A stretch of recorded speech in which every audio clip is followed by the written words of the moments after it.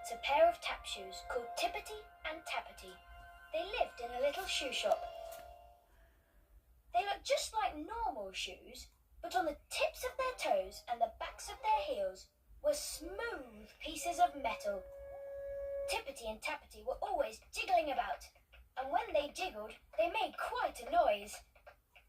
Tippity, tappity, tap, tap, tap.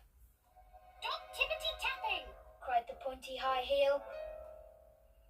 You're so annoying, sneered the open-toed sandal. Go away, shouted the clog. So Tippity and Tappity would sadly shuffle away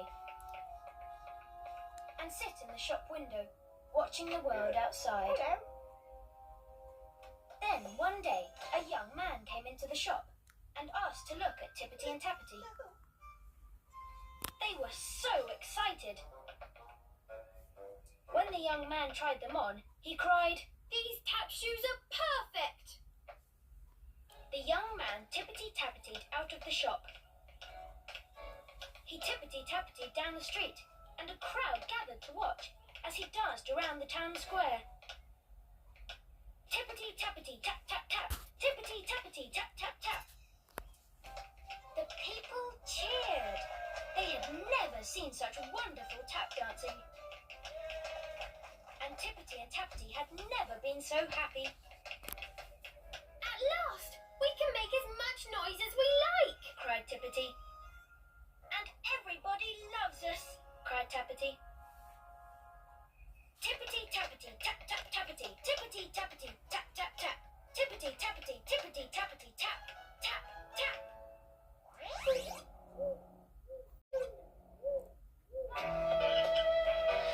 There once lived a sad old man called Mr. Cramp. Now, Mr. Cramp had owned the same pair of shoes for years and years. They had more holes in them than he could count. Every time he looked at them, he felt even sadder than usual. "It's time I got some new shoes," he said. The shoemaker brought him some strong leather boots. Mr. Cramp tried them on. He walked up the street, then he walked back down. "Ouch! These boots are too stiff. They hurt my feet." So the shoemaker went away and came back with a pair of pink and green sandals. Mr. Cramp tried them on. He walked up the street, then he walked back down. "Brrr!" he said, shivering. "I love the colour, but they're ever so drafty. My feet will freeze." So the shoemaker went away and came back with a pair of huge fluffy slippers that looked just like Monster's feet. "They look just like Monster's feet," cried Mr. Cramp as he put them on. He walked up the street, then he walked back down.